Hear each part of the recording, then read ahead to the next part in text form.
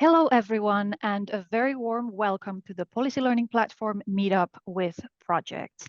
My name is Mia Itanen. I'm a Communication Officer at the Interreg Europe Joint Secretariat, and I will guide you through today's session. We will be focusing on the Policy Learning Platform and, well, basically you, our projects. This session is primarily for projects that were approved in our first call for project proposals, and I'm actually very curious to see who we have in this meeting. So as you're joining, as you're connecting, please send a quick message in the chat. Let us know which project you represent and where you are connecting from. So just pop a quick message in the chat and we'll see how many projects we have here today. Based on the registrations, I know that majority of our projects registered. We had about 67 projects out of 72 among the participants for this session. So we are hoping for very nice and good discussions. In addition to all of the participants that will be in this meeting, we have a whole team working behind the scenes making this meeting and meetup happen. We have our Policy Learning Platform team here, and you will meet them during the different segments of today's discussion. And we also have some representatives from the Joint Secretariat. So today is the day to think about any questions or concerns you have about the Policy Learning Platform, any issues you might want to clarify, how the platform works, what you can get out of it as a project, and basically what's in it for you as a project partner. Today is the day to ask questions and get some answers, clarify all of those issues, and we will start going through it. I see a lot of messages coming in the chat, a lot of different projects, people coming from many, many different countries, Belgium, Lithuania, Slovenia, Lapland, Finland, Italy, Luxembourg. I saw that we had participants registered from around 27 countries, and I will not be able to count all of the messages, but I'm glad to see you are so very active. Keep it up. Keep it up during this meeting, because this will be a time for you to be active as well. If we move to the next slide and have a quick look at the agenda, the messages are coming in. Keep them coming, keep them coming. I like to see the chat very active. So what we will do today is that we will go through two different parts, basically. The session will last about 2 hours, and we will go through some of the basics of what the platform is, how it works, and how you can benefit from it. And you will also meet our team of experts who will be working together with you as you continue through your project journey. And then we will also give the floor to you. Since we have so many different projects in the room today, we will have a moment for group discussions where you can meet people from other projects and start exchanging on the activities and the topics that you are working on. See if you can maybe find some common interests and propose some topics that you would maybe like to explore together as a part of the platform activities. Then we will neatly wrap it all up and see what activities are coming up next and how you can get involved in those. Many different project partners, many people from different countries joining. That is great. We also have a little poll for you, because I would like to get a little bit of a better sense of who's actually in the room. So let's launch our opening poll, because I would like to know what kind of role you have in the project. If you are a lead partner or a project partner, or maybe you have another kind of a role. And it would also be very interesting to know if you've already taken part in some of the platform activities. Yes, no, or maybe you are not sure. If you have participated, again, maybe make use of the chat. Let us know what you've already done, what kind of platform activities you might have already been involved in, and you will discover them all today in this session. I will give you a little bit more time to reply, but I can already give you a little insight. We have a very nice mix of participants. We do have quite a few project participants, which is great. Quite many lead partners in the session as well, and the lead partners might have already heard about the platform. The partners may be a little bit less, so this is a good chance for you all to find out more. And many of you have already been part of the activities, but I see about half of you have not yet. So this is going to be a day of discovery for you. Great. If you haven't given us input in the poll yet, please do so now, because we will close the poll, and I will also have the results on the screen for you so that you can have a look at how it seems. So 24% lead partners, and 66% of our participants today are project partners. We also have about 10% others, which is mostly our expert team, maybe some people who are not yet in projects, or maybe our contact points. You're also very welcome to join and be part of this session. But please keep in mind that this is primarily for Interreg Europe project partners. And as I said, 53%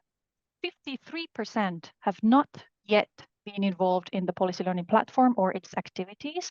So you are in for a list of things that you can do or consider in the future. And 39% have already done one or other things with us. 8% are not sure. So I hope we'll also clarify what is available over the course of this session. All right, with that being said, it is time to dive into the agenda of today. Let's set the scene a little bit. Let's talk about how the platform fits in the bigger picture of Interreg Europe, how it is linked to the projects, and how the two work together.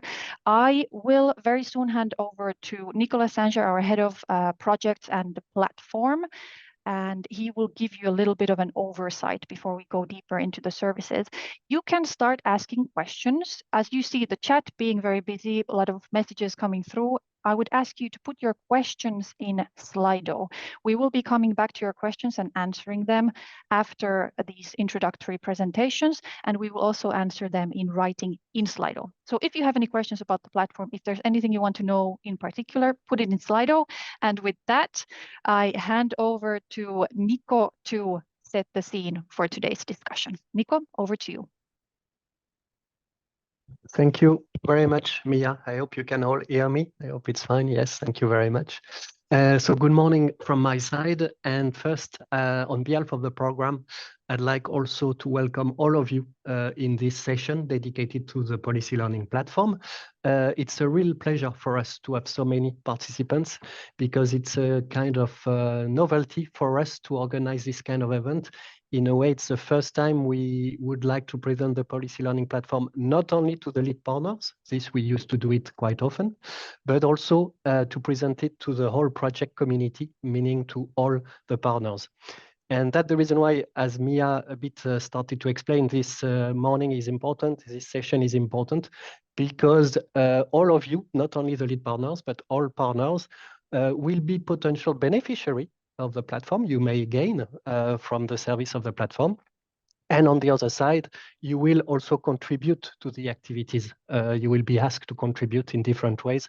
My colleagues will give you further details on this.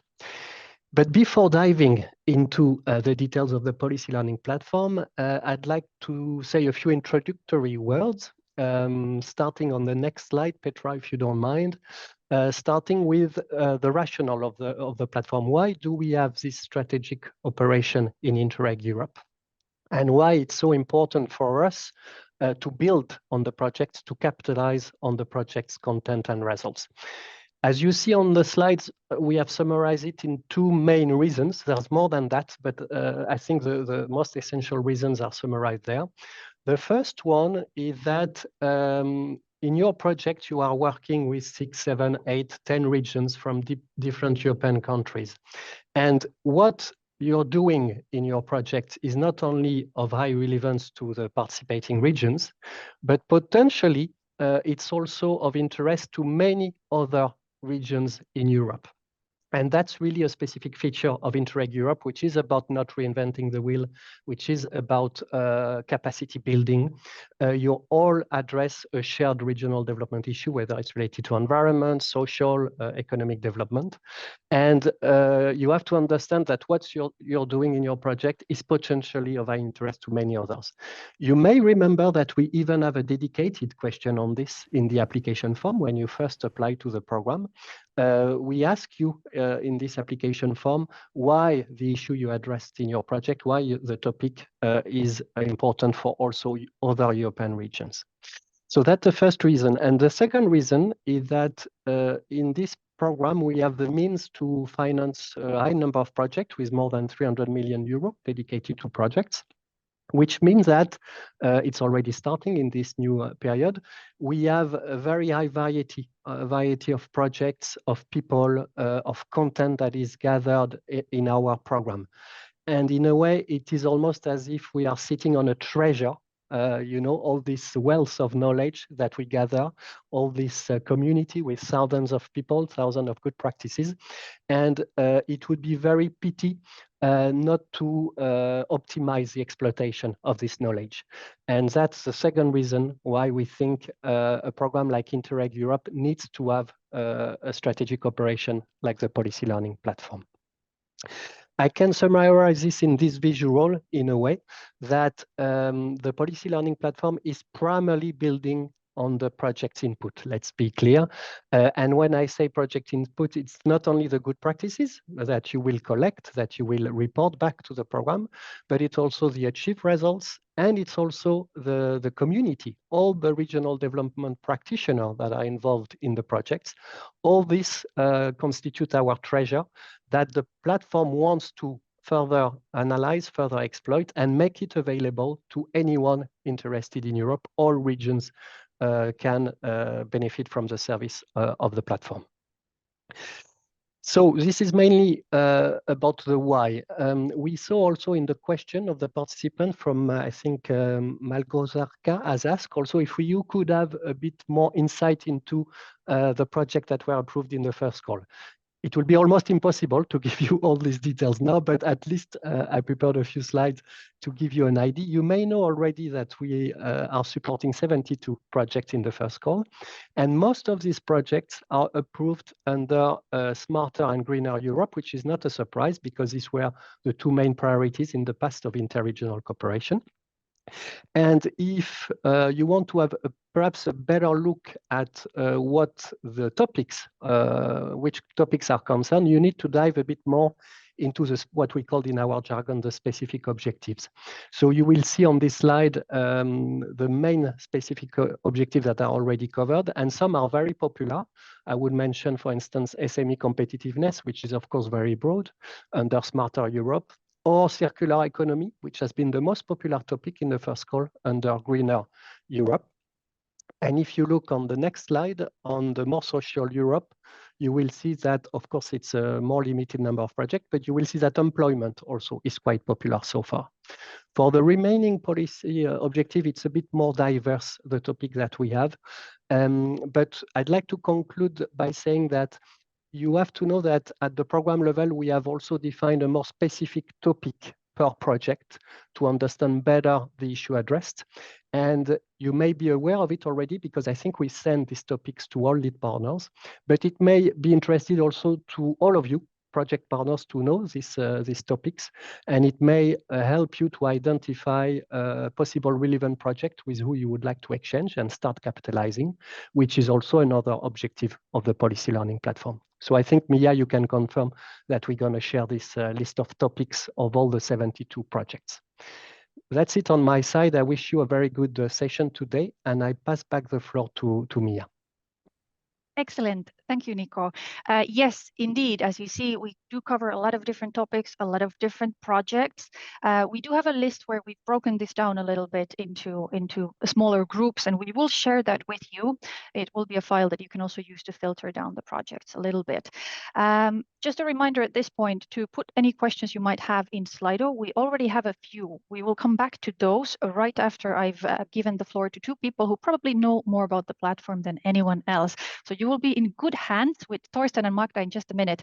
So put your questions in Slido. I also want to remind you that this session is being recorded right now, and you will get access to all of the materials. So even if you cannot stay with us until the very end today, you will have access to everything that we cover now. With that being said, it is time to discover more of what the platform offers and what exactly is in it for our project. We will do that with Torsten Kohlis, the project manager and the lead manager of the platform, and Magda Anagnosto, who is our policy learning platform coordinator here at the Secretariat.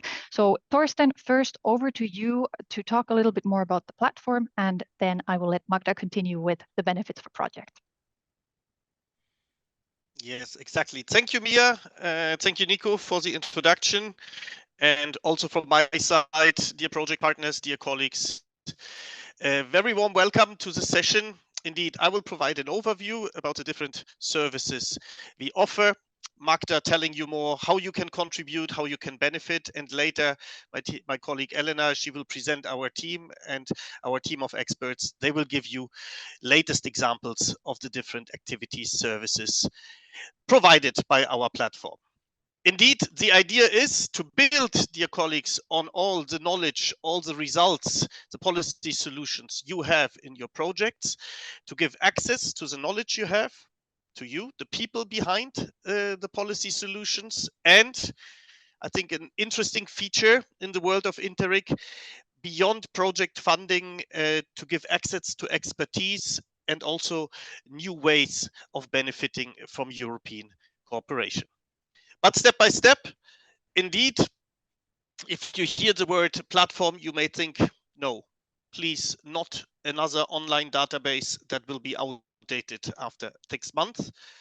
I have to say, well, the database is our starting point, and we collect mainly, but not only, the good practices coming from regions, coming from your partnerships. And our team of experts, our colleagues, they validate the descriptions. They make sure they are complete, they are interesting, they are of good quality, and we feature them in our database available, as you know well, on the Interreg Europe website. But we do not stop here. No, with our team, we analyze the good practices, we bundle and cluster them. We know policymakers, you have busy calendars. Therefore, we draft very concise, very hands-on, very targeted publications, such as stories, policy briefs to feature your good practices, to give the floor to you, the people behind the practices, and also to link them, for instance, to latest trends at European level, for instance, new legislation, new European programs. Obviously, learning, sharing is about bringing people together, and you are core members of our community. But of course, you also know you do not have to be project partner to be in our community. As you said, Nico, we aim at making the knowledge of our Interreg Europe community available to any local or regional policymaker in Europe. Therefore, we organize events, both online and on-site, webinars, online discussions, workshops to share the knowledge, to address new topics. One way of setting our agenda is indeed the capitalization on your results, but we also keep an eye and we keep our ears close to the ground, taking up new trends, new challenges. Let us just think about the pandemic and the new policy measures required ad hoc. To give an example, indeed, to serve you, the regions, the best. And as you said, Nico, the platform is not only about reaching out to people, to policymakers not involved in projects, but also to build closer ties and support synergies between the projects. On average, twice per year with our team, we organize thematic workshops, and those workshops, they serve as an opportunity for you to meet like-minded project partnerships. S3 strategies, mobility issues, more examples will come, because we do not want you, the projects, to work in silos, but also between the project partnerships to learn from each other, to inspire each other. Again, examples will be given later, but I think this snapshot from recent and upcoming activities already shows or gives an impression about the variety of policy topics, policy trends we take up. As I said, also keeping an eye on latest developments. For instance, yesterday, an interesting webinar organized by our innovation colleagues on artificial intelligence for local authority and policy makers. Now, I would still like to spend 2 or 3 minutes on the third pillar of our platform, the experts' access to expertise. Because we all know Interreg provides funding for European, in our case, interregional cooperation projects.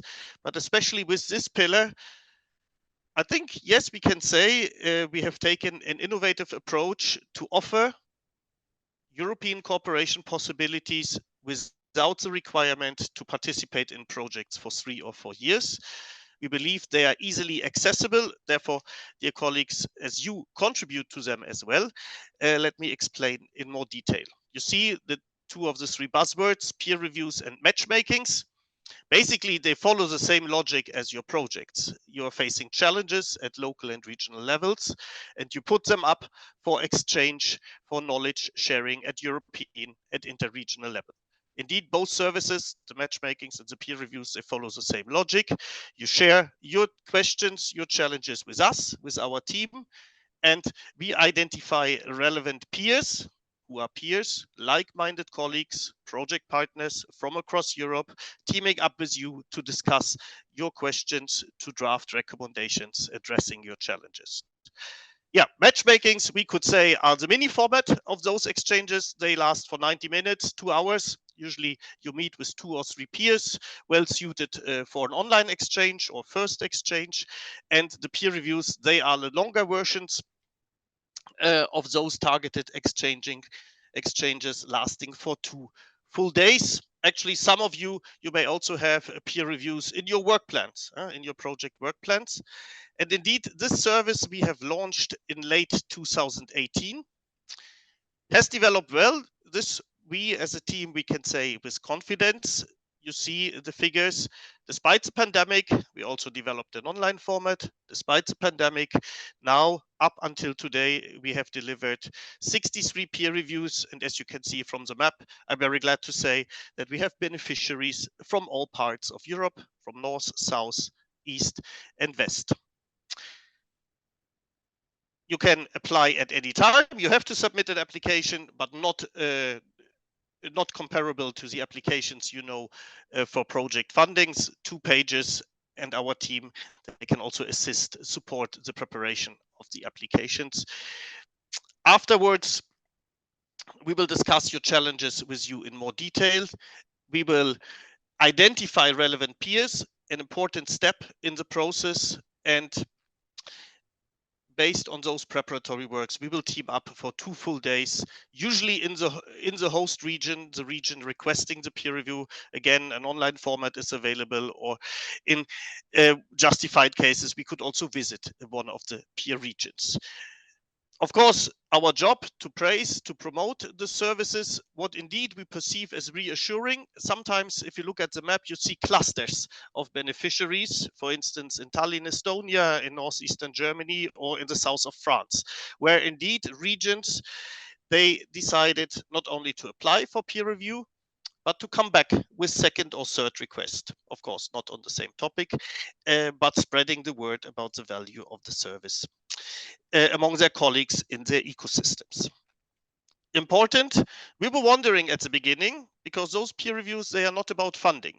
Yes, we reimburse the travel costs for the peers, but in general, the peer reviews are not about funding. Hence, we were not sure when we drafted this methodology, would peers sign up? And of course, you, dear project partners, you are the first source for the identification of peers. And when addressing you, usually we launch targeted calls. We identify project partnerships relevant, potentially relevant for the policy challenge shared by our applicant, by our peer review host. We share them with you, with your partnerships. We said, well, of course, you will become recognized member of an acknowledged group of peers. You will help your fellow regional policymakers to shape better policies. Of course, we will also put spotlight on you with our communication efforts. And as we believed, most importantly, you will get direct insights into the workings of other regions. And as you know, this is the mantra for the entire program, projects, peer reviews, all activities. Interregional learning is always a 2-way learning exchange. And I think so far all peers have told us, well, I have learned as much as I gave to the host region. And of course, you can feed the knowledge you gain at such peer review exercises directly into your project work. Very briefly, an example, because more examples we will hear later on. approximately 1 year ago with our team, with our experts René Dönnissen and Mark Williste. We teamed up to serve the city of Tallinn. As you can see, they would like to work more strategically with enterprises and universities to develop smart city services, digital services for their citizens. We teamed up with peers from the UK, from Austria, Romania, and Finland. Maybe Harry, Bernhard, Peter, or Mariana, you are with us. Thank you once again for your commitment to the process. And we drafted very concrete hands-on recommendations. We discussed them over those 2 days, referring to multi-annual contracts for city university cooperation or involving businesses directly in trainings for the staff of the city. And as you can see from the image, indeed, those peer reviews, they are no international conferences. They are genuine working meetings allowing you, your stakeholders, to indeed to discuss challenges very much in depth. But of course, why the presentation of the peer review service in this session? Because we believe you are our first source for the identification of peers. And as our practice has shown, indeed, the identification of the right people, the right peers, is key for the success of the exercises. I will not dive into the details of the methodology, but what makes this service interesting, also interesting for newcomers. With our team, indeed, we facilitate the process from A to Z, from the first draft of the application to the follow-up activities. We invest, as you can see, we invest in the preparatory weeks. We brief all participants, again, the identification of peers. And I put a quote from one of our recent peers, an experienced project partner involved in 3 projects. And he said to us, he supported the region of Päijät-Häme 2 weeks ago in Lahti, Finland, on their S3 strategy, the governance of their S3 strategy. He said, I really did not know what to expect, but this is really like one level up, a sharing of the sharing, and it's like a multiplier effect. I have learned from the peers and from the host, and I would like to repeat this exercise. Therefore, if you receive invitations from our team, please feel free to consider your participation. And if you would like to learn more, I spoke about the communication materials. You can also see here under this link, indeed, the link to our recently published publication. But the nice thing about the platform, we have the set of services from policy briefs to peer reviews. But even if the need expressed by a local or regional authority is not directly in line with the service formats we offer, no problem. Our help desk is very broad, very open. It's not only about written feedback, can be written feedback if you're looking for good practices or for sources of inspiration, but can also be completely different format for an on-site exchange, event, study visit, for instance. This is the nice thing about the platform, as we believe that we can really adapt to the needs of the beneficiaries. Again, building on your expertise and your knowledge. And now I have already touched upon the involvement of our projects, but I think, Magda, now I hand over to you to elaborate indeed how our projects can contribute and benefit. And while Magda brings up her presentation and we move to the next part, Thorsten, I just want to mention that while we were talking about some of these services, and as you start to see now, there are many, we did get some clapping hands and thumbs up. So there are clearly people who have already experienced some of these or find them very interesting, which I find very encouraging.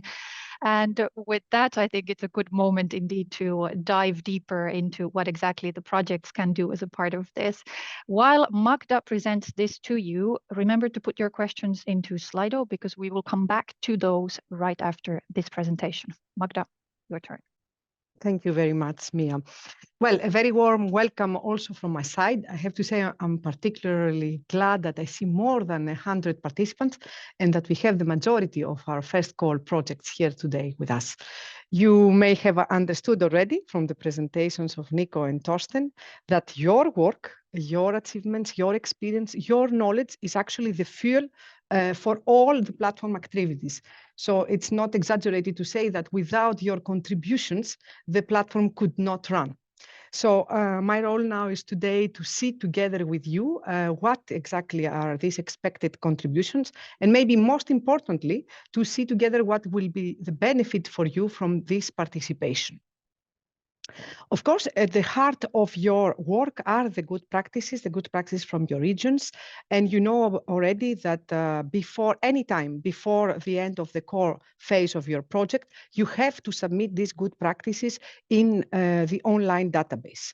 After the validation of the policy officers, indeed, these good practices land on the table of the platform experts that will look and analyze these good practices, will find the learning value for other regions, and they will also write an opinion on highlighting the specific features of your good practice. Once they are validated and they are visible in the good practice database of the program, also you as an author, but also your organization will be visible and will be able to be contacted by all the community members.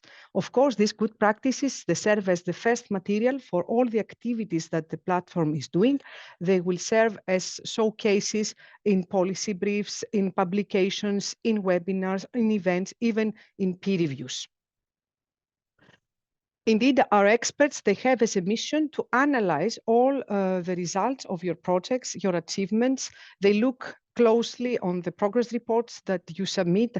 They look closely on the project, on the policy developments, on the policy changes, and then after the analysis, they depict this in all the activities, as we said, in the stories that we're writing, that we're having online, on the workshops, on the policy briefs. They might even come back to you sometimes to have a more in-depth discussion, even an interview about a specific result or a specific policy change that you achieved in order to showcase better your results, your knowledge.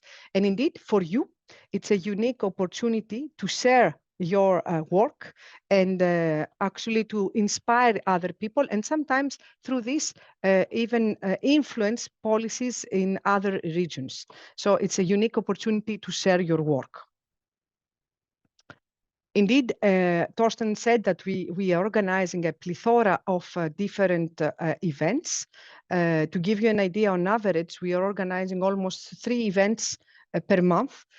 Coming up a lot of activities. Elena with the experts will give you a little bit more insight on what exactly is coming up and what has been covered. But indeed, it's important for you that you are informed about all these events. And on one hand, you are very welcome and called to participate, because this is a way also for you to further develop your capacities, to further develop your knowledge, to learn more. But also it's a way for you sometimes to become speakers and to share further and inspire with your own knowledge.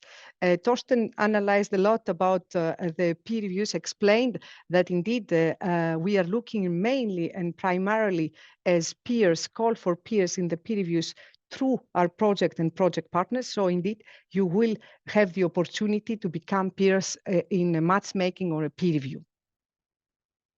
Of course, the platform is all about people that are enthusiastic about the cooperation, people that are willing to engage in cooperation. So indeed, we will very warmly invite you, if you are not already part of our community, to become a member of our community, because this is the way, from one hand, to find inspiration also for your daily work, to improve your capacities, to improve your knowledge, but at the same time, to be the inspiration for other regions and to influence, as we said, the policies of other regions. Very concretely, what the platform can do, as we said, we will invite you in all the platform activities and events to share your practices, your results, your experience. We can also advise you. As I said, the experts are looking very closely at the results. They analyze your results and achievements. So it can be that proactively some findings will be shared with you, but also upon demand, you can reach out to our experts and get more insights on the topics and the relevant policies that you are dealing with. Also, we try to create synergies between the projects. Indeed, Torsten, you mentioned already that twice per year, we will organize specific thematic workshops which are targeted, dedicated to the project partners in order to allow you to discuss with the other regions, with the other projects that are dealing with the similar challenges and start creating synergies among the projects. What the platform cannot do, this is quite important, is of course everything that is taken up by the Secretariat. So everything that is about project development, about project monitoring that is done by our policy officers. And of course, the platform is not there to organize the exchange of experience activities that you have within your projects. They will not do the work on behalf of you. And this, of course, because all the richness of the projects has to stay within the regions and within the implementation of your project. If I may conclude, indeed, the platform is a collaborative hub, I would say, where the projects can meet. They can benefit from this collective knowledge from the participating regions. You will be able to learn about what the other projects dealing with the similar challenges, similar topics are doing. You will be able to share and promote your project achievements, your results, your knowledge and experience. You will be able to further build and expand not only your knowledge and your skills, but also your networks beyond your project. And eventually, you contribute indeed in EU-wide policy learning, and you can influence what is happening in other regions all around Europe. If I may conclude here a little bit about the benefits and contributions. I hope if we did not raise enthusiasm about the platform, at least we created appetite for all of you to participate in these win-win, I would say, opportunities for learning. So maybe time now to get some questions from your side. Thank you, Magda, and thank you, Torsten, for that overview. It is indeed time to go into your questions, but as Magda just said, we hope that this raised a little bit of appetite and interest in the services. I just want to get a sense of how you feel about what the platform offers now, the access to people, knowledge, expertise, and all of the different services. Do you already see something that might be of interest to you? We have a poll, and I would like to get some inputs from you. Which of the policy learning activities so far, based on what you've heard, are the ones that you are interested in? And it's a multiple choice poll. You can choose one or several options. Just let us know whether you're more into the knowledge side of things, maybe some of our policy briefs, reports, and other content, or if you would rather do some of the networking in our events, either in person or online, join a webinar or a workshop, or if the expert support is something that would be of interest. We did get quite a few questions, so we'll go into those right after this poll. And I like some of the questions are very practical, very concrete, so we can really start talking about how exactly you can make use of some of these. But just to get a sense of what is mainly of your interest. I see that you are still replying, so I'll give you a few more seconds to tick your replies. So far, the thematic events and the networking is clearly the most popular option. Almost all of the respondents are interested in that, but I also see a lot of interest in the thematic content and the expert support. We also had an option for none of these. Maybe nothing sounds interesting, and I'm glad to see that nobody picked that option. With that, I think we can close the poll and let you have a look at the results as well. So as I said, a lot of interest, 60% of the respondents interested in the thematic publications and all the knowledge and solutions that we have to share. 90% interested in thematic events. So I think people will be very interested to hear soon what is coming up and what we've got in store for you. And 38% interested in the expert support, maybe getting involved as a peer in the peer reviews or making use of some of the other services, and 0% for none. So far, it looks like we are on a good track, but I've also seen that you do have some questions. So let's go into Slido now and have a look at the questions that have been coming through.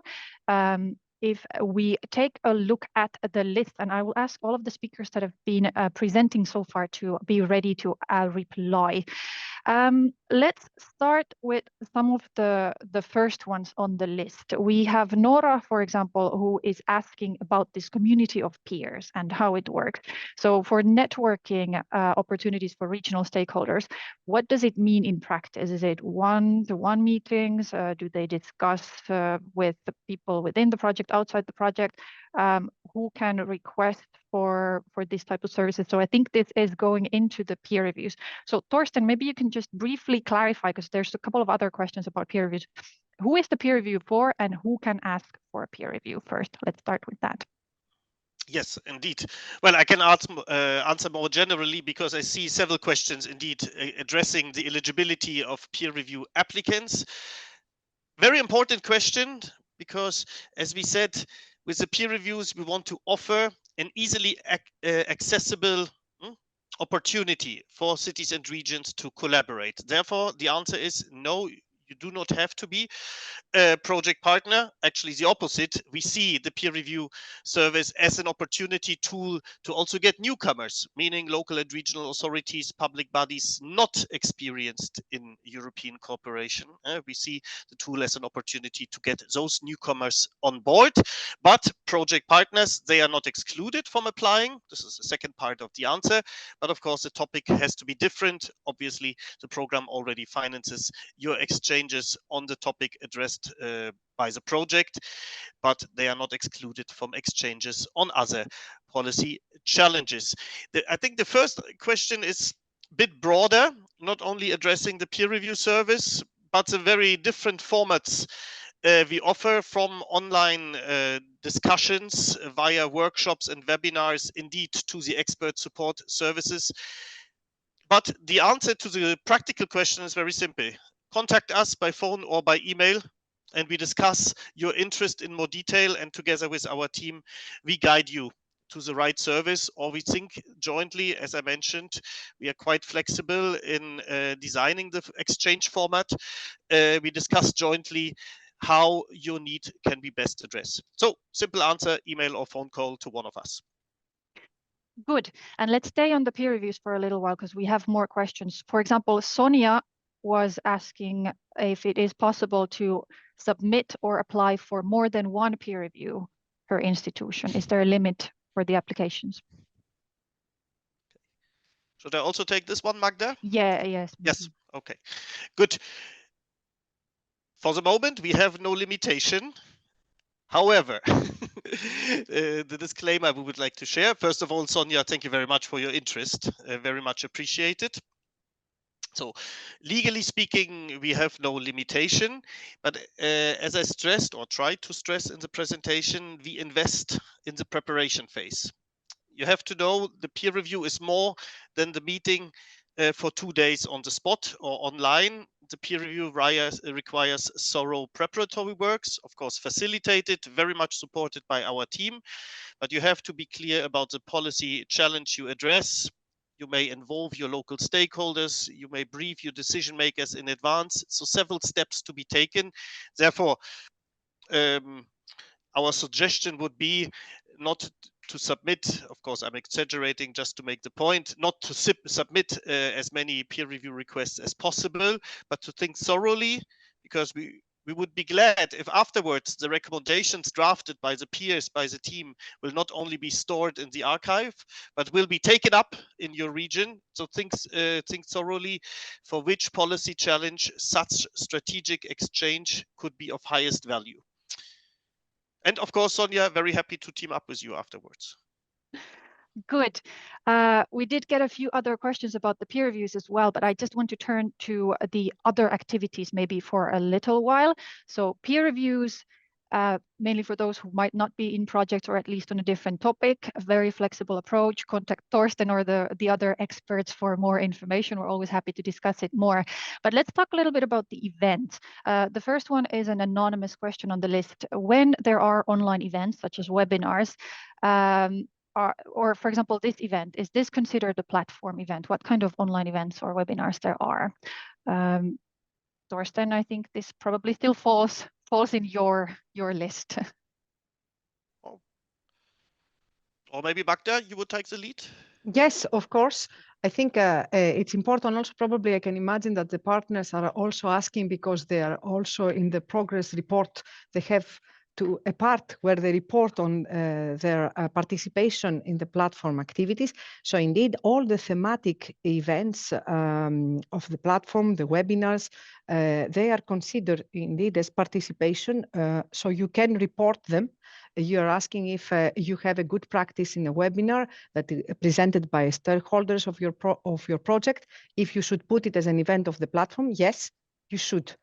For today, I would say indeed it's a platform event. Of course, at the end of the day, it's not a thematic event today. It's more to explain to you.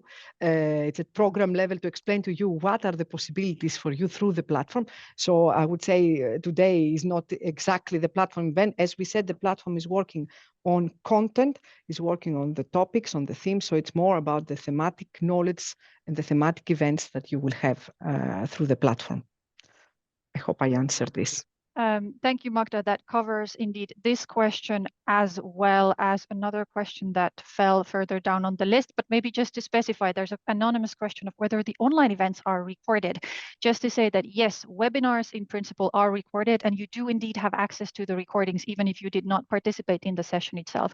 This session is being recorded, the thematic webinars are recorded, and we have a library of recordings that you can go and check out. Also from the other events, we do share what we call a learning bag and a report with the outcomes.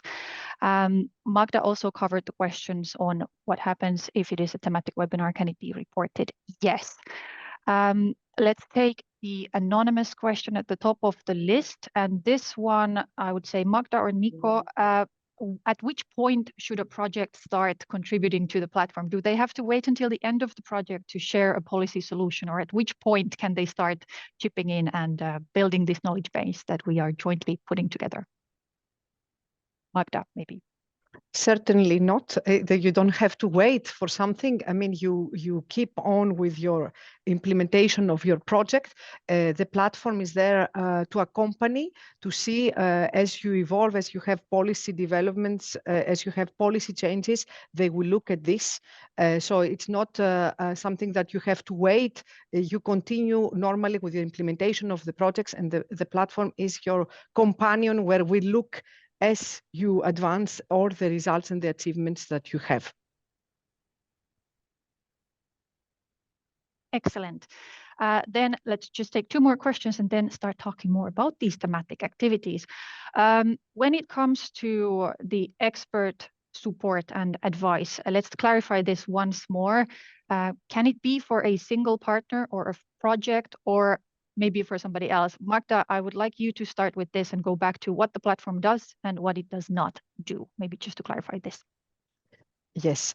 Again, when it comes to the implementation of your project, you know that you have a policy officer and a finance officer. When it comes to the monitoring of the project, it is always going back to the joint secretariat. Now, when we talked about advice or advising a project or partners, it's really on the content, it's really on the topic, on the policy challenges. So through the help desk, for example, you can address or you contact the platform experts, where you can get more insights on a specific topic, on a specific policy challenge. So look at the platform as the knowledge provider, as the knowledge manager, and look at the secretariat. It's really the technical, the administrative part that accompanies the implementation of your project. Thank you for that. We have a few more questions. We will come back to them later in this meeting, but now the last question, coming back to the peer reviews very briefly. To organize a peer review meeting, how can the costs be covered if it's not included in the budget? Again, maybe final word to clarify at which point activities are part of the project and the project budget, and what type of activities would fall more under the platform umbrella. So Magda, perhaps you can comment on this aspect as well. Yes, indeed, of course, the platform activities are for free. For your participation in the activities, in the events, you can, of course, claim this cost through your project. But when it comes to for you to become speakers or peers, this we want to facilitate as much as possible this participation. So these costs are covered by the platform. And concretely about the peer reviews, if you are a host of a peer review, we will cover the cost of catering and translation.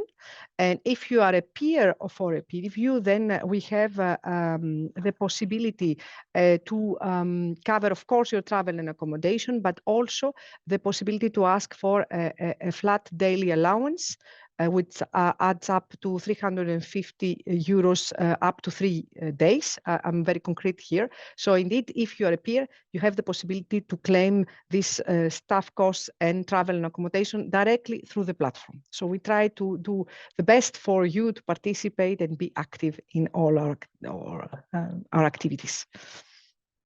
All right, excellent. It brings us to the close of this first Q&A part. I'm looking at Torsten and Nico to see if you have any other messages to pass at this point. No, so we will move on. We also got quite a few questions about the thematics and how that works, and that's what we will cover next. So Nico, I will just let you have the final word for this first part.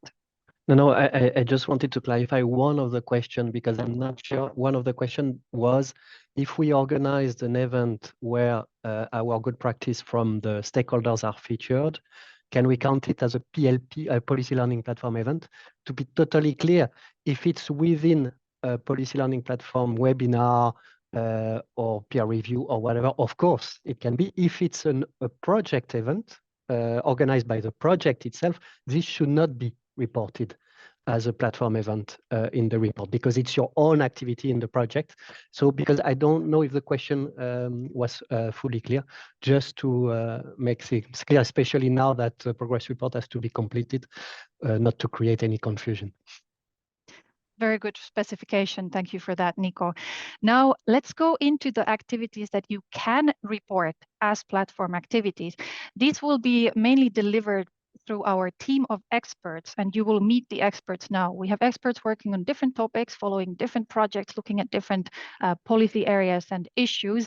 And I would like to invite all of the experts to turn their cameras on and also welcome Elena Ferrario, our thematic manager of the platform, who will say a little bit more about how exactly the platform works and then introduce the team who will tell you a little bit more in concrete terms of activities that we've done and activities that are coming up. So start taking note. Here come tips for you and your next actions. Elena, over to you. Yes, thank you so much, Mia. I hope you can see my screen. So welcome everybody. I'm Elena Ferrari. I'm the thematic manager at Interreg Europe, the platform. And today we will let you meet the team. So I'm here to present to you the people that really every day concretely work on the platform activities and lead these platform activities, making the platform alive. They work on the capitalization of your projects, and they create all the opportunities that you have heard just a bit like few minutes earlier. Opportunities to showcase your project good practices, your results on the ground. And let's see if this works. Of course not.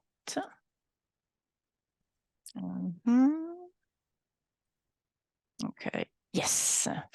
So we will start with our smarter team, meaning the experts that are mostly working on the topic of smarter Europe.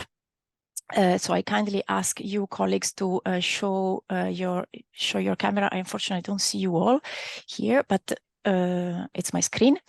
And I would call then Marc, Laura, Arnaud, René, Mart, and Luc to give you some very concrete examples of activities that we have been running in the past weeks, and what is coming up as activities of the platform in the coming months or weeks. So let's start with Laura. Yes, thank you, Elena. Good morning, everyone. I am Laura Varisco. Just a few words on this engaging webinar we hosted yesterday on artificial intelligence. So as you may know, this very trendy topic at European level. So we wanted to jump on this hype, this momentum, to tackle it from a local policymaker and also from the Interreg Europe community position. So we wanted to show the potential that AI can have in transforming local communities for the better if harnessed effectively. We had one interesting keynote speech by a political representative with a ring from Vice Mayor of the Municipality of Emmen in the Netherlands, and also member of the European Committee of the Regions, who presented human-driven AI potential. And then we have also an example of the benefit of interregional cooperation to improve the adoption of AI tools or programs in your region. Because we had a speaker, Christina Koch from Austria, who actually benefited from a peer review by our experts, and then put the recommendations into practice and promote funding programs for trustworthy use of AI. And finally, also testimonial of one of the Interreg Europe projects, so the enabler project. So maybe some some project partners are here today. We had Margaret Queen, project leader from ERNACT, who presented the project and the good practices. Hello from my side. So in mid-October, just a few weeks ago, we had one of our peer reviews for the benefit of Põlva County from Estonia. But this peer review was actually organized as a study visit to Leitrim County, Ireland. So we went 2 hours west of Dublin to a city called Carrick-on-Shannon, where we discussed the topic of regional branding and how to attract tech-savvy visitors and digital nomads, and especially how to also attract them through co-working or remote working infrastructure. And that's one of the reasons why we went to Ireland, because they have it very high on their national rural policy agenda to promote remote work. And then they have a national network of co-working hubs and nearly 400 different premises. So it was a chance for us to also visit and showcase these places to the Estonian colleagues. In addition, we had some peers from the Netherlands and from Finland on top of the Irish stakeholders who were sharing their rich knowledge. And any peer review is supposed to end with policy recommendations. And just to share one of them, then it was for the Estonian colleagues to start mapping locally what is their sort of national policy governance structure around remote working and co-working spaces, as well as to map the infrastructure that already exists. Because this today national network in Ireland also just began in 2018 as a small pilot with 3 counties involved. So to take the same step as the Irish colleagues had done a few years earlier. Good morning from me. I'm Mark Pattinson. I'm one of the SMART team.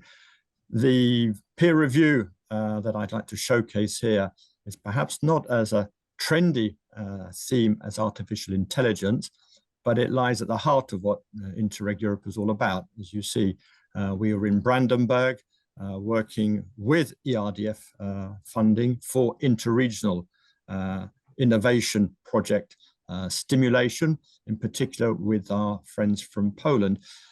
3 unique features for this peer review. The first one that's worth highlighting is that the host from Brandenburg region were former peers in our peer review in Gdansk in Pomerania. So peers become hosts. So that's a nice journey for you to sort of think about when you're looking at how best to engage with the policy learning platform. Second message is that all of you have access to ERDF funding. And in this case, the managing authority from the Brandenburg region was present and one of the key drivers in looking for recommendations that they could implement and, let's say, channel ERDF funding. And we had a very good example from one of the peers from the region of Basilicata in southern Italy, where they'd used their ERDF funding in a very creative way, bringing knowledge from 60 different locations around Europe into their region. So a real good connection with managing authority ERDF funding. And last but not least, another unique feature of this peer review is that the partner region that is targeted for this by this initiative in Poland were also invited. So we had representatives of the neighboring region managing authority, we had representatives of businesses, SMEs, and we had representatives of innovation intermediaries in the form of the Poznan Science Park. And cherry on the cake, and we all like our cherry, is we had a great walkabout. Instead of sitting down, we took our legs and we went up to the Telegraph Hill Science Park, where we there's a great picture, as you can see on the screen. It's where our dear friend Albert Einstein did some of his first testing on the theory of relativity. So great trip, great peer review organized by our friends in Brandenburg. Thank you. And good morning, everyone. I am Arno Morrison, and we have written a very interesting policy brief on regional missions, looking at how regions can use challenge-driven innovation policies to tackle place-based societal challenges. As you know, there is a shift in innovation policy. So innovation is just not only about promoting competitiveness, but also responding to societal challenges, and regional missions can contribute to that. Thank you, Arno. Of course, this is a policy brief that you can download very easily from the Interreg Europe website, obviously. And what's coming up? Good morning, everybody. My name is Rene Tõnisson. I'm also part of the Smarter Europe team, and I'm sharing here an upcoming peer review, which will taking place next week in Ústí region in Czech Republic. And the Ústí region requested from Policy Learning Platform to find out their good practices and the best knowledge how to set up new financial instruments for the SME support using Just Transformation Fund. And after we were discussing it was in the preparatory phase, I thought that perhaps the Just Transformation Fund is too limiting. So we also added some other European financial instruments, such as European Regional Development Fund and European Investment Fund supported mechanism. So to find a true and suitable balance for combining different financial frameworks for the benefit of regional SME and competitiveness development. And we have got 4 great experts from 4 countries of Europe, Spain, Belgium, Hungary, and Poland, who are coming to Czech Republic, and hopefully they will be able to help to answer those questions and challenges which Ústí region is facing currently. Thank you. Good morning. My name is Luc Schmerber. I'm also part of the SMART team. And with the upcoming event on the 23rd of November, we stay with the topic of financial instruments for SMEs, and we will learn about how to set up regional funds with support of the European Investment Fund. So in the third part of the webinar, we will have a speaker from the European Investment Fund who will present us the new InvestEU program, and more specifically the InvestEU Fund, which is the investment pillar of the program, and he will explain us how the European Investment Fund can support regional authorities to set up such funds to invest in innovation and growth at national or regional levels. But obviously, if the InvestEU program is a new one, the support provided by the EIB group, the European Investment Bank and the European Investment Fund is not fully new. So we will also have examples from regions having used those mechanisms, helping to use those European support to set up regional funds, either in taking equity or setting up guarantee funds. So we will have an example from Belgium, targeting the audiovisual sector, but we will also have examples from the Baltic Fund, which is an interesting model because it combines the 3 Baltic countries having set up jointly an investment fund. So we will learn from those experiences and from the European Investment Fund. Then there will be opportunities to ask questions about how to do that, how to interact. So I would warmly welcome those interested to register. You can still register. You can do it right now. And I think it will be a quite interesting event. And join us for this webinar on the 12th of December. We will look at how regions can promote policy experimentations and also looking at the challenges of upscaling those experimentations. We will feature some good practices, one coming from Turin with the Turin social impact in Italy, and also looking at this Lugano Living Lab in Switzerland. So register today, very easy. You go on the website and you register for this webinar. We look forward to having you with us. Thank you, Arnaud. Thank you all. As you see, we are trying each time to pick up topics that are, of course, relevant to your projects, topics where we can showcase good practices coming from your projects once again, and we try to put you in contact with other examples coming from beyond your partnership in order to learn even more. It's really a capitalization exercise. It's a way to spread the word about your good practice and learn from other good practices from other projects each time. Now we move to the green team and the connected team. So this is the team that looks into all the projects that are dealing with greener Europe and more connected Europe. I kindly call Katarina, Simon, Astrid, and Magda to join me on screen. Yes, you're all there. Thank you. And our team will then show you what we are working on in terms of environment and energy.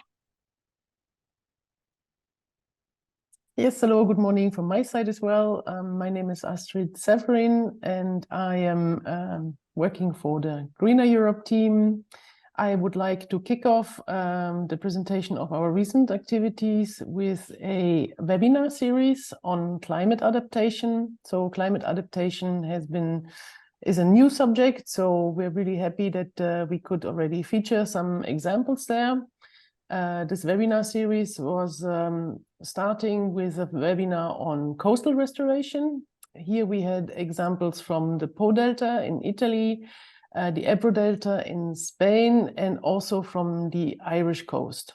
And the second webinar highlighted the important role of wetland restoration for floods and droughts, and provided guidance and recommendations from Belgium, Germany, and also from the Danube Delta in Romania. And we had the question before, so you can, of course, still watch these webinars. There is also an article with lots of links and presentations which you can look at. And we hope to read very soon also our policy brief on nature-based solutions for wetlands, peatlands, and grasslands.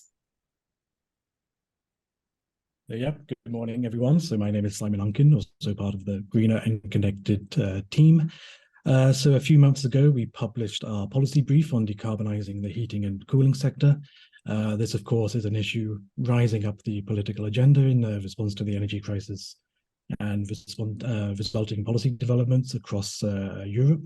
So we felt it was a pretty important topic to tackle. So this policy brief presents good practices and recommendations from several Interreg Europe projects, and it looks into lots of different technologies and approaches, including heat pumps, bioenergy communities, geothermal heating, and district heating approaches, amongst others. So yeah, check that out if you're interested in the topic. And although I'm meant to be talking about past activities and recent activities, I'll take this moment to also mention that we're intending to hold an in-person workshop on this topic next year. So keep your eyes out for that, and we'll share more information shortly. Thank you.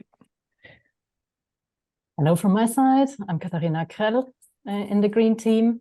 Energy communities are mostly cooperatives that group citizens and other entities together to jointly produce renewable energy and to consume it and to participate in the energy market.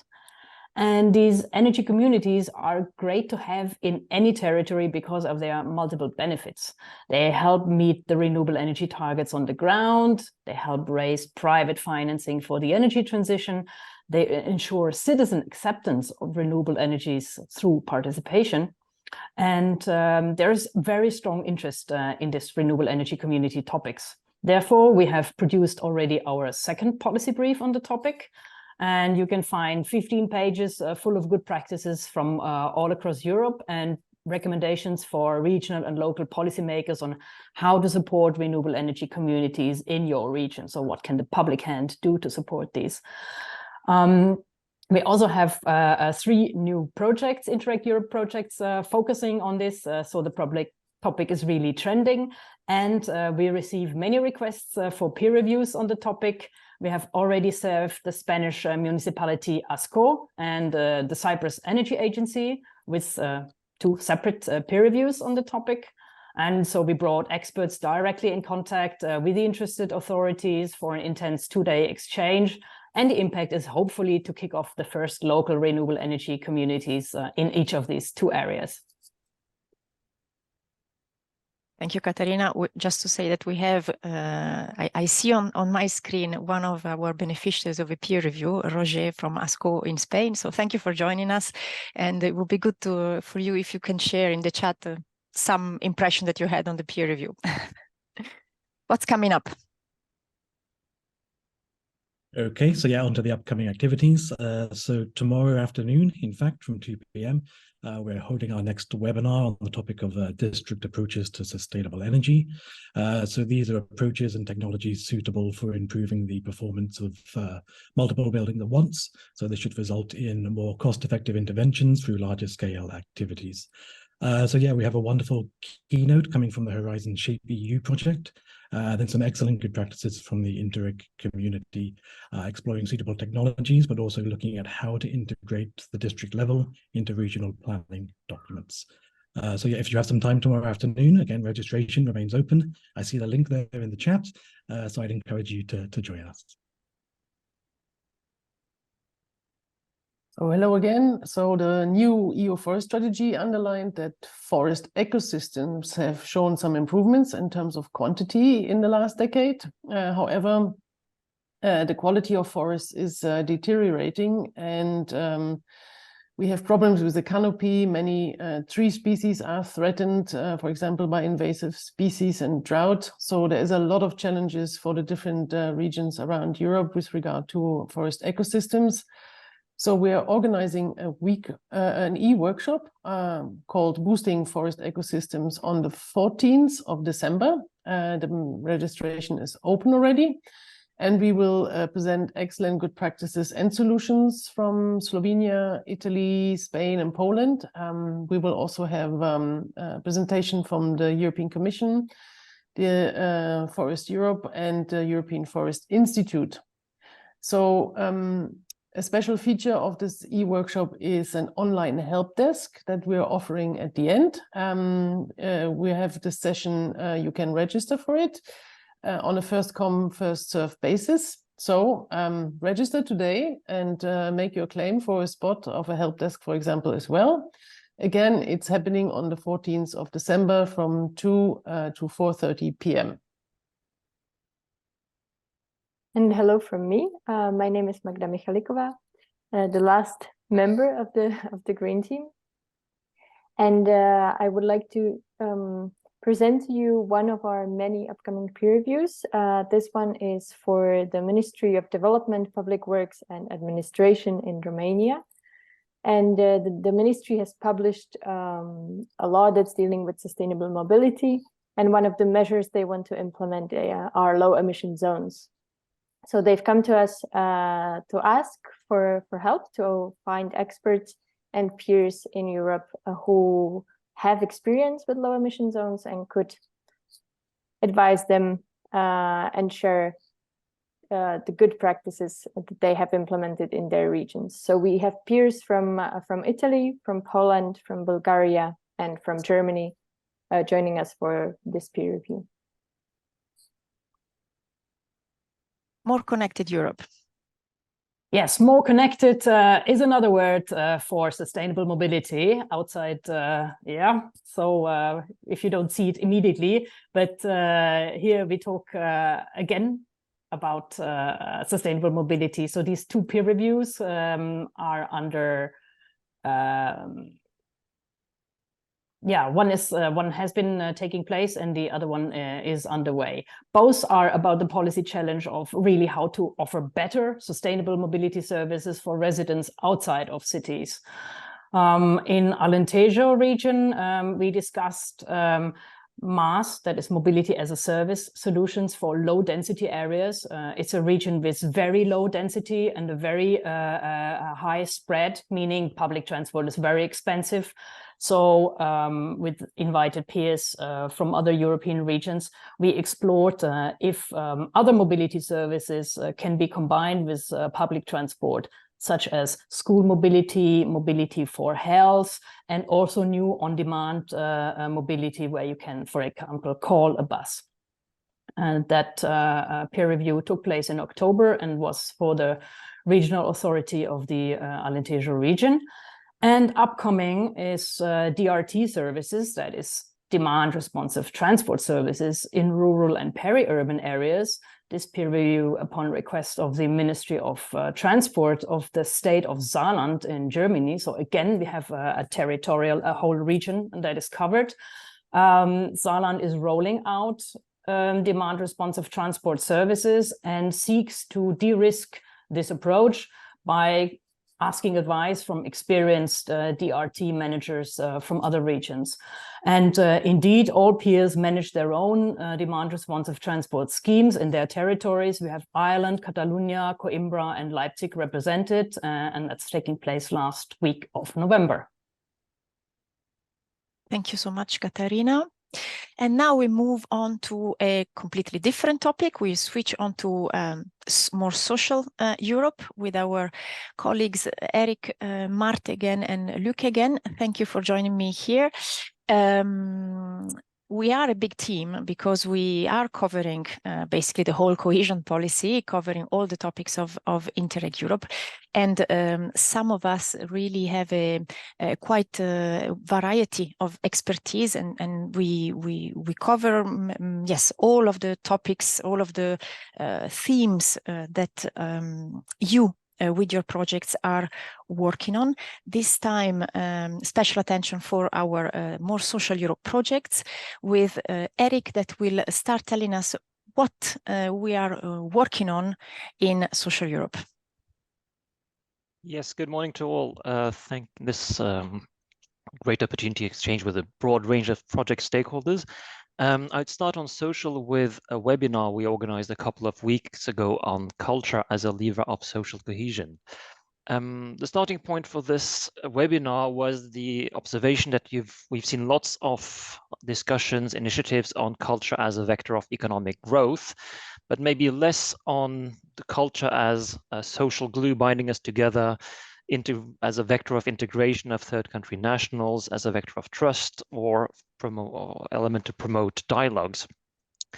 These are, of course, very big ideas, very big words. The idea was not to identify culture in cultural initiatives changing the world, but really looking concretely, how do we ensure that in individual projects make the small steps? What kind of principles can they follow? What kind of methods and tools? We, for example, discussed the Faro Convention, which includes assessment models, a number of principles, a number of indicators to help guide individual initiatives, and that have strikingly not been transposed to regional policy much. There has been a lot of work in the cultural sector on how initiatives can be framed, assessed, monitored, guided, and this remains to be transposed. We also had concrete discussions on notions of creative tourism, mobilizing communities for tourism, and also on the role of temporarily available spots in cities as arenas where culture can thrive, having less pressure from market forces. So an interesting webinar a couple of weeks ago. Second element on social issue is an editorial that I wrote a few weeks ago also on skill shortages and cohesion policy. This was based on the observation that we have talent harnessing strategies across Europe, also encouraged by the European Commission, also a brain drain policy. And at the other end, we have then countries with between 10 and 20% of their population with a higher education degree that are actually living abroad. And these are two sides of the same coin. So wondering a bit, how can we try to bring coherence between on policies dealing with talents and try to promote more virtuous practices of talent development, of circulation of talent and trained workers. These virtuous practices could, for example, be more circular migration models, more focus on training and of exchanges. So the question asked in the editorial was really about what concretely could be done to encourage these virtuous practices, whether one can imagine some forms of partnerships between receiving and sending regions in the circulation of talents and skilled staff, as there are already partnerships with third countries, well, between the European Union and third countries, or individual member states and third countries. And I now realize I didn't introduce myself earlier. So my name is Mart, and indeed I work both for the Smarter Europe and Social Europe track of our activities. And the last item here is a story we recently wrote on work integration social enterprises. So it's a relatively, well, not common, but a well-known type of social enterprise that really works to help those people who for some reason can't get work or are not able to keep work consistently. But in this story, we explored the Swedish ecosystem, because they have some nice sort of, let's say, even policy building blocks in place, as well as different stakeholders working to certify work integration social enterprises, to provide platform for them to sell their services and products, or even some specific credit providers for these organizations. So if you're interested in social entrepreneurship, I do recommend you reading this story.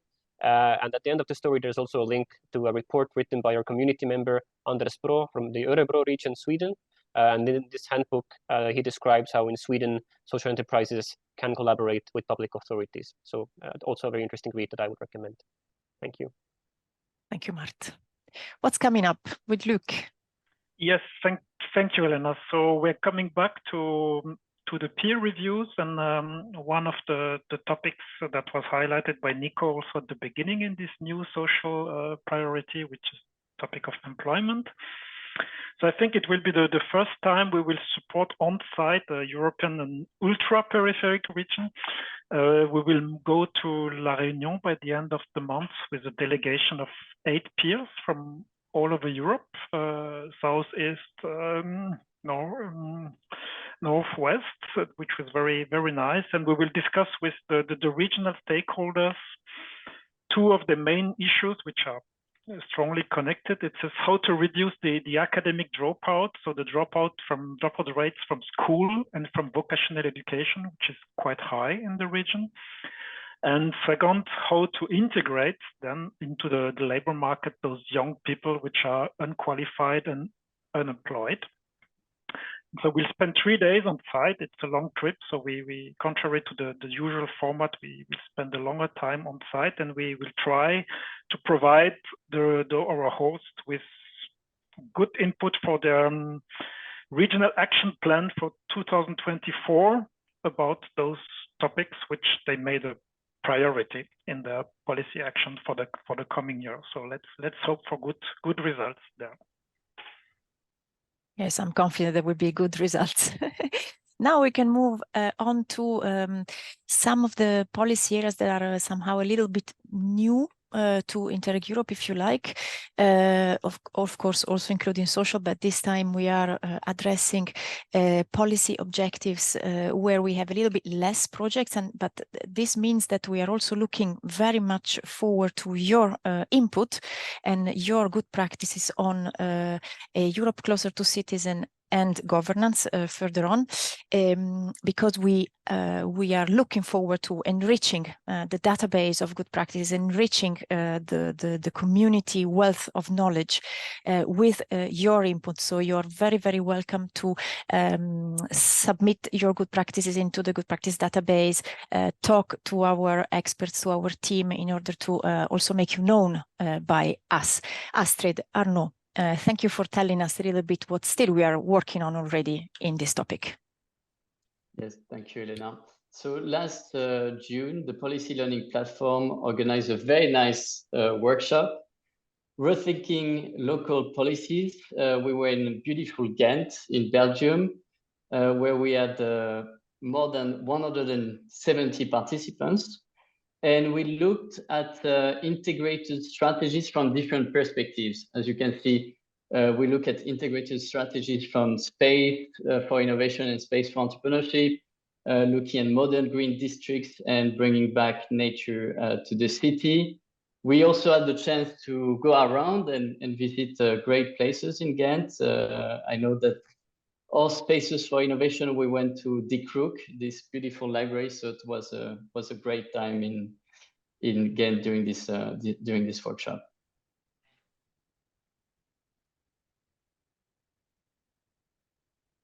Yes, and I would like to just speak very briefly about a peer review that we had in September. We went to Magdeburg in Germany, who hosted this peer review on governance and digitalization of fortress heritage. As Mark has said at the beginning, this is also one of these cases where a former peer, was very impressed by the peer review format and then requested peer review for its own city as well. So the city wanted to understand how to improve the cooperation between the administrative bodies and also some external stakeholders with regard to fortress heritage, and how to make fortress heritage more tangible through digitalization. We had some excellent peers from the United Kingdom, from Belgium, from Spain and Italy. And we also had a chance to visit some excellent projects about the recovery of fortress heritage in Magdeburg. It was very impressive how the citizens got involved in that. And the host was very pleased with the results, the knowledge and the ideas that the peers have been sharing. And they also underlined that it gave them a lot of motivation and confidence that they're on the right track and how they can continue in the future with the treasure of fortress heritage that they're having in Magdeburg. And as I can see from the conversations that are still going on, the group is still in contact, and I think Magdeburg and the peers, they have found some good partners or some friends for the future and for future collaborations. Thank you also, Astrid, for underlining this point, which is also important. We also create opportunities for durable and long-lasting cooperation.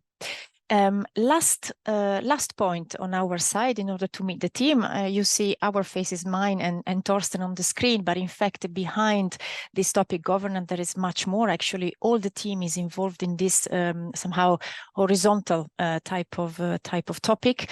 We've been talking governance. We talk governance basically all the time when discussing all the different subjects of cohesion policy. In a way, it's a kind of a horizontal issue that comes up very, very often. But we also can focus specifically on this subject in one or the other of our activities. And maybe, Torsten, you can talk about resilience. Yes, thank you, Elena. Very briefly, indeed, I think all the participants we have in this meeting, they know well about the governance challenges related to policy implementation, resilience, community resilience. One of the examples under this new priority of the program. So after many online meetings, many lockdowns in March 2020, we were happy to meet on site again. We went to Frisia in the northern parts of the Netherlands. Actually, they have a well-working policy instrument, so-called Open Community Fund, very much bottom-up driven, allowing local communities, notably rural communities, to get funding for local development projects, different topics, environmental projects, social projects, but also innovation or business projects. But the region wanted to develop this policy instrument further, was still not satisfied with the outreach to all territories of the region, to all target groups, youngsters, young people, for instance, underrepresented. Furthermore, they wanted to professionalize the monitoring and evaluation of their tool.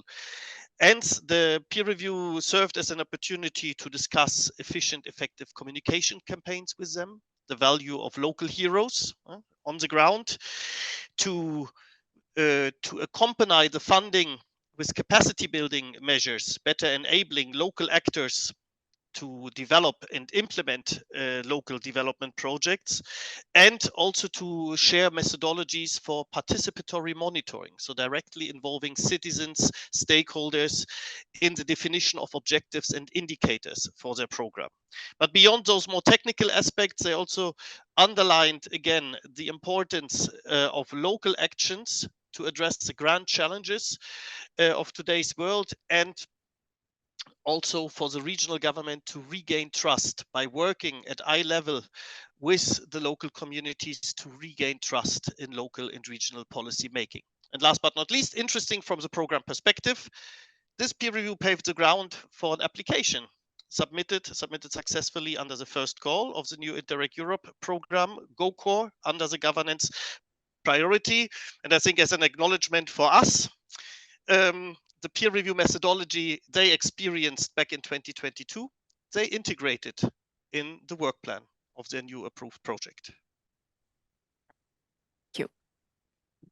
Another peer review under governance took place in September upon request of the city of Tallinn. It was a very ambitious topic, how to change the city governance system to achieve better impact of sustainability policies on the ground.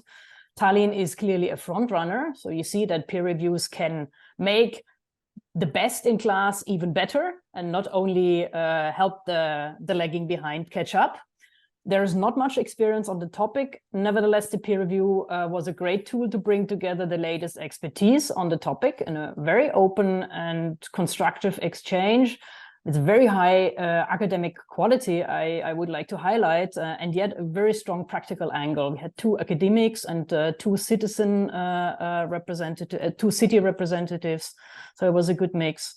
And the recommendations related to better road mapping, green budgeting, of course, improved cooperation across silos in administrations, and here highlighting the strong role and the important role of HR and the communication teams, and of course, better work with stakeholders. Thank you, Katarina. Thank you all. Now I kindly ask everybody to switch on your camera again. You should know that, of course, we have the team of experts that you have just met, but we also have a team of administration somehow and management that is acting behind the scenes, and they are all there to support the platform and to support you as well. From Europe and also from outside Europe. We have also someone working from Santiago del Chile, making sure that the platform is open 24 hours, basically.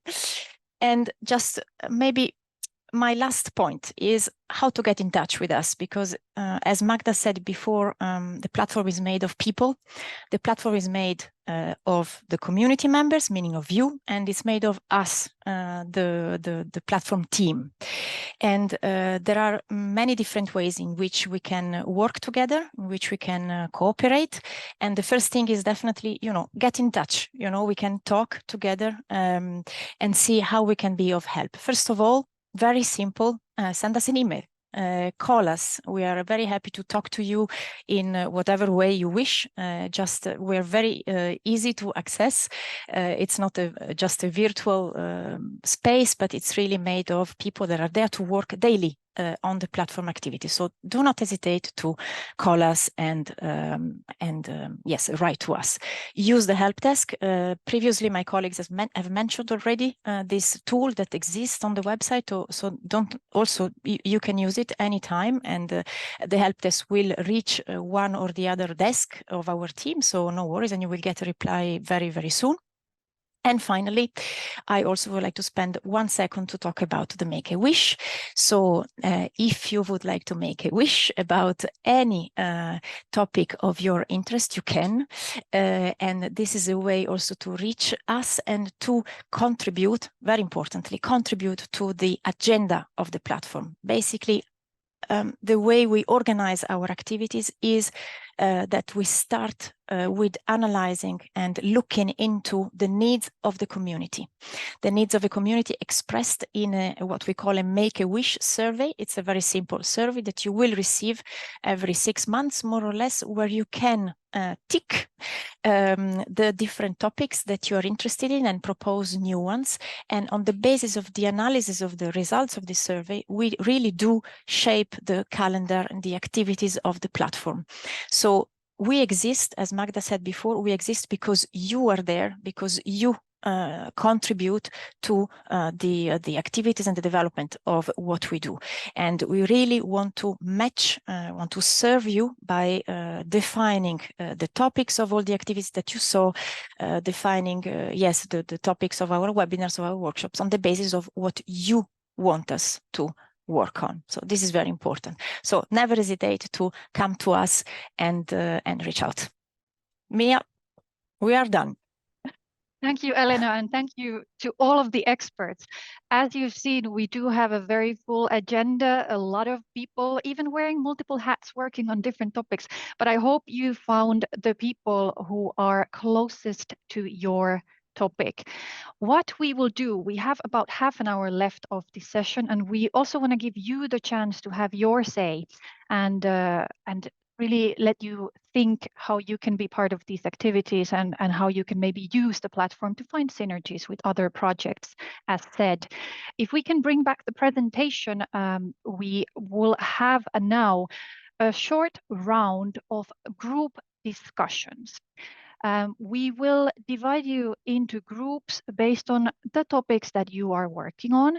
It will be a short round of interactive discussions. As I said earlier today, we have almost all of the projects represented. So this is your chance to start maybe putting a few more faces to names and see other people who work on similar issues as you.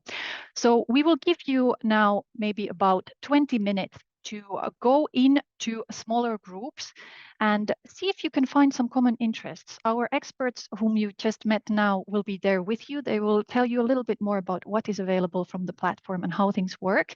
But I would like you to, in those groups, to share which project you represent. Once again, you can do that with the chat and maybe mention what you're working on, and then start looking for common interests. What kind of issues or challenges would you like to solve together? What kind of topics would you like to discuss? What kind of platform activities would you like to get involved in? And this will be your task in those groups within the next few minutes. We have a poll specifying the different groups that will be available. There will be 9 different options. Let's launch our poll so that you can start picking your topic, and let's also move to the next slide so that you see the list visually. We will have a group for smart specialization and innovation, one for digitization, one for SME competitiveness, one for energy and climate change, one for nature, biodiversity, and sustainable tourism, one for circular economy, another one for sustainable mobility, one for social inclusion, employment, and healthcare, and one for integrated development and governance.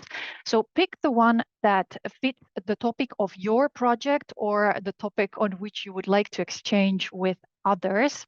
And we will then, based on this, direct you into smaller groups to discuss and see what kind of topics we should keep adding to the agenda. Now that we did the tour with the experts of some of the previous activities and some of the upcoming activities, it already gives you a taste of what we've done and what is coming. But this is also your chance to exchange and continue to exchange with each other and with the experts to see what else we can or should maybe do together.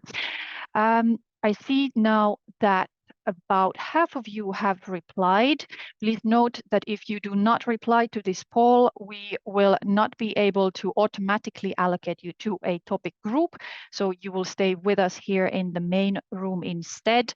But we will now close the poll and start generating the groups. I think the biggest group will be on energy and climate change. A lot of interest there. For the other groups, we have roughly 10 people or so per group. So we will send you soon into different thematic groups. This will happen automatically. Mention which project you represent. Pick the brains of our experts, see what else is coming, and see if you can find common topics. We'll give you now 20 minutes to discuss, and we will call you back in for a joint wrap-up and summary. But now, in case you have any wishes, you can still join the discussion, open your mic, unmute it. But if not, I would ask you to head over to Slido, where we have this summary poll running. We would still like to know what is the topic at the top of your list, what you are working on and what you would like to see on the platform agenda. I think Mark gave you plenty of food for thought of what we see from the expert side. But really, share your suggestions and help us shape the agenda and make sure that it's also useful for you as you advance with your project. We will close the other groups very soon, and we will bring the other participants back here into the main room to do a joint closing. So stay tuned for the closing and use these next few seconds to go to Slido and give us some additional input. What are the key topics? What are the things where you could maybe use some additional ideas, some new solutions, some additional inspiration, something to bring back and add to your work, or where you could maybe highlight some of the things that you see will be coming out from your project.